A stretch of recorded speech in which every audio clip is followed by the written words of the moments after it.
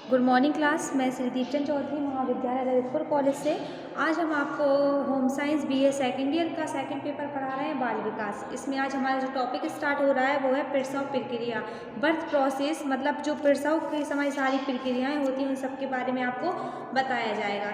सबसे पहले तो हम जान लेते हैं कि प्रसव क्या होता है। तो शिशु जन्म की बहुत ही जटिल प्रक्रिया है। यह प्रक्रिया बहुत ही जटिल भौतिक तथा रासायनिक प्रक्रियाओं का मिश्रण है। यह प्रक्रिया रासायनिक संकेतों मांसपेशीय संकुचन से शुरू होती है, जो गर्भवती मां को इस बात का संकेत देती है कि अब शिशु जन्म का समय पास आ गया है। प्रारंभ में गर्भाशय की मांसपेशियों का जो संकुचन है वो 30 मिनट के अंतर से होता है, जो कमर और उसके आसपास के भागों में दर्द धीमी गति से रुक रुक कर होता है। लेकिन गर्भवती की प्रसव पीड़ा यहीं से प्रारंभ माने जाते हैं, किंतु धीरे धीरे मांसपेशियों की संकुचन दर बढ़ जाती है। जब का संकुचन जल्दी 10-10 मिनट के अंतर से होने लगता है तो दर्द तेज और असहनीय हो जाता है, तभी शिशु का जन्म होता है। शिशु जन्म कि इस प्रक्रिया को प्रसव प्रक्रिया कहा जाता है। इसके कुछ इस शिशु जन्म के कुछ लक्षण भी होते हैं, जैसे गर्भाशय का संकुचन, उदर तथा कमर के निचले भाग में दर्द का बढ़ जाना। यदि गर्भाशय में संकुचन हो और कमर के निचले भाग में दर्द बढ़ जाए और उदर की पेशियों में कठोरता आना, दर्द के साथ थोड़ा थोड़ा रक्त स्राव या श्लेष्मा निकलना, या उत्तव तरल का योनि मार्ग द्वारा श्रावित होना। यदि ऐसे लक्षण दिखाई दे तो समझ जाना चाहिए कि प्रसव का समय निकट आ गया है। संपूर्ण गर्भावस्था में प्रोजेस्टेरोन हार्मोन सक्रिय रहता है, लेकिन प्रसव के कुछ समय पहले यह कम हो जाता है, जिससे गर्भाशय की मांसपेशियां क्रियाशील हो जाती हैं और प्रसव पीड़ा भी शुरू हो जाती है। गर्भाशय का ऊपरी भाग मजबूत मांसपेशियों का बना होता है, जबकि निचला भाग कोमल मांसपेशियों का बना होता है। जब गर्भाशय की मांसपेशियों में संकुचन होता है तो निचला भाग ऊपर की ओर उठ जाता है, जिससे ऊपरी भाग सिकुड़कर मोटा तथा छोटा हो जाता है और निचला भाग ग्रीवा खुल जाती है और योनि का आकार बढ़ जाता है। फलस्वरूप शिशु योनि मार्ग से होता हुआ योनि से बाहर आ जाता है। तो ये होती है प्रसव प्रक्रिया।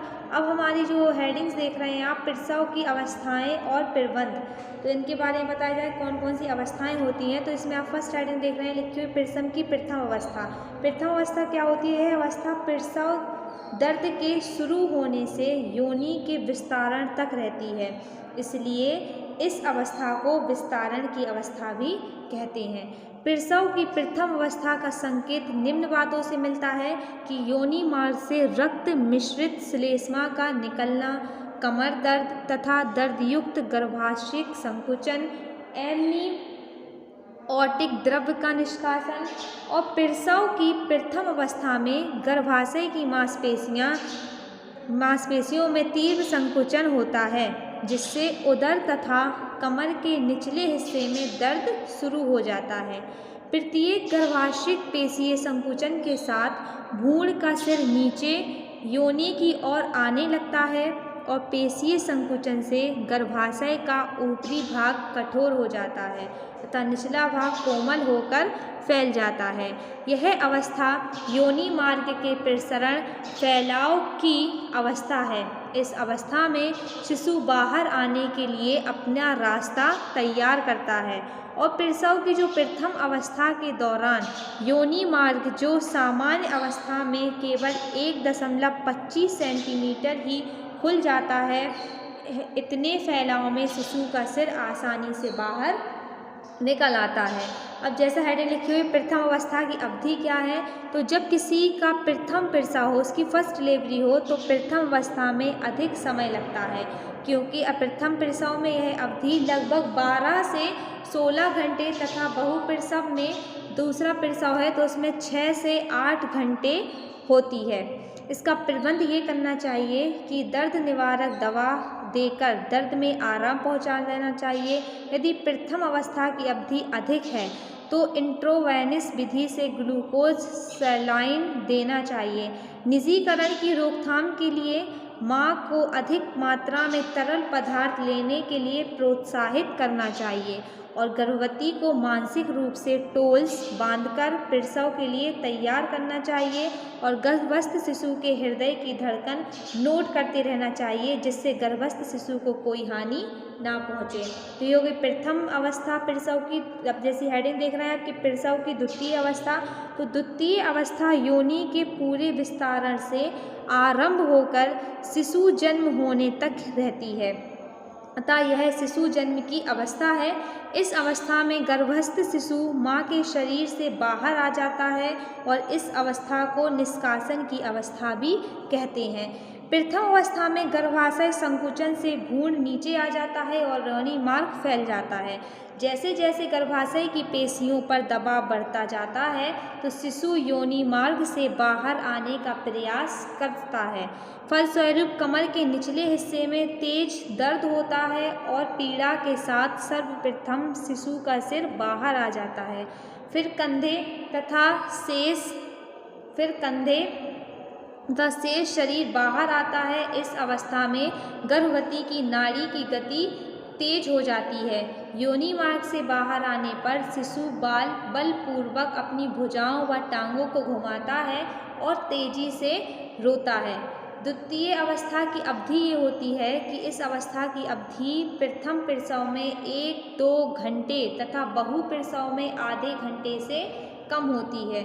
इसका प्रबंध ये है कि गर्भवती को मानसिक सहारा प्रदान करना चाहिए। प्रत्येक 5 मिनट में गर्भस्थ शिशु के हृदय की धड़कन सुननी चाहिए। यदि गर्भस्थ शिशु के हृदय की दर 160 से अधिक है और 100 प्रति मिनट से कम हो तो तुरंत समुचित उपचार कराना चाहिए। शिशु जन्म के साथ साथ योनि मार्ग फैलता जाता है और गर्भस्थ शिशु का सिर जब योनि से बाहर आ जाए तो प्रत्येक संकुचन के दौरान शिशु के सिर को स्थिर रखना चाहिए, अन्यथा सिर के हिलने डुलने से योनि मार्ग अनावश्यक रूप से फैल सकता है।